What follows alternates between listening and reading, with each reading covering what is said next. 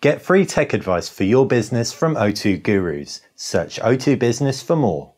Hey guys, welcome to BTech. It's Basil here. This is the Samsung Galaxy S6. We've already taken a look at the Galaxy S6 Edge, but this is the more classical flagship.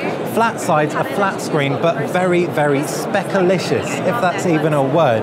5.1-inch QuadHD display. You've got a pixel density of 577 pixels per inch. That's astounding.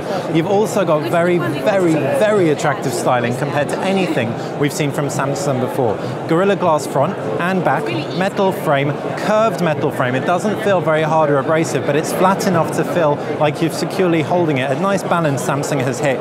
It looks more iPhone-y than it feels. We definitely have to say that. Thanks to it being a glass back, it kind of reminds us of Xperia phones. Available in a range of colors, we've got this electric blue version. As for design highlights, on the front you've got an f1.9 camera. You have the 5.1-inch display and a home button with two capacitive buttons either side of it, multitasking and a back button.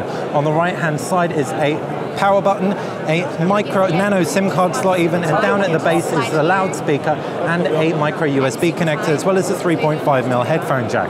To the left-hand side, you've got power buttons. Up at the top, what looks like an infrared blaster. This thing is still a TV remote control.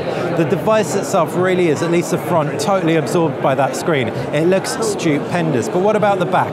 16-megapixel optically image stabilized camera, flash, and a fingerprint scanner as well. You can see, just like the 6 Edge, this does attract fingerprints pretty readily. So that's one comment we will say off the bat, but it definitely feels very, very premium. Taking a look at that display, we can bring it closer into frame. 577 pixels per inch sounds a bit overkill. It really does look good though. It's super punchy and super, super sharp. Looking at the user interface, you can see this runs TouchWiz on top of Android. Android 5.0 or Android Lollipop, and TouchWiz is Samsung's own user interface. You can pinch out, you can have a variable number of home screens on here. You can also see you've got an applications tray that you can organize into folders and shortcuts, and you've also got Flipboard briefing on the left-hand side. This is a take on My Magazine UX. It kind of slows the experience down, but it's a way of aggregating news content to your home screen.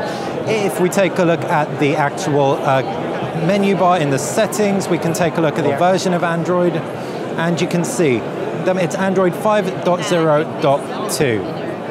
Taking a look at some core highlights the Samsung Galaxy S6 has, that camera at 16 megapixels optical image stabilized can be launched by simply double tapping that home button. So that's a really nice way of launching it quickly. It launches in 0.7 seconds, and as you can see, it took the picture very quickly as well.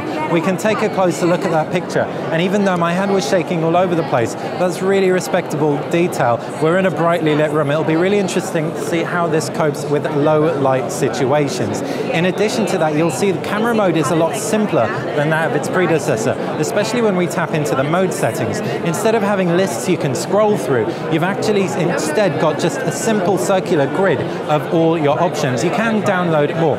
This is very reminiscent of HTC's grid.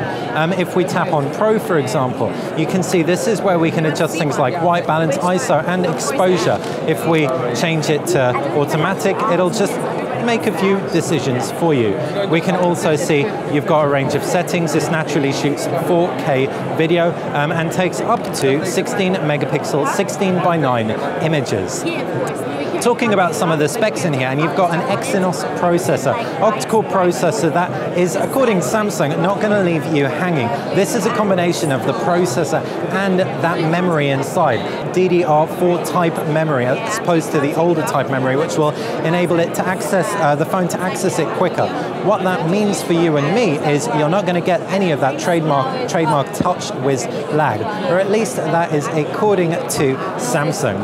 The battery itself is only a 2600 milliamp cell, so there's been no improvement on that front, but it does support faster charging than any other device. What that means is you can get a full charge in half the time it takes an Apple iPhone 6 to achieve a full charge in 10 minutes on this thing, against a charger that will give you 4 hours of usage.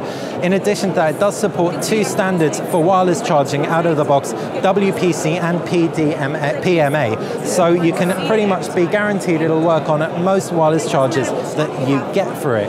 that's been a hands-on with the Samsung Galaxy S6. Hopefully you've enjoyed it. If you have, make sure you click that like button. If you've got any questions about Samsung's latest flagship, just fire them in the comments section below, and make sure you subscribe to the channel. That's how you're going to stay on top of everything we do at MWC 2015.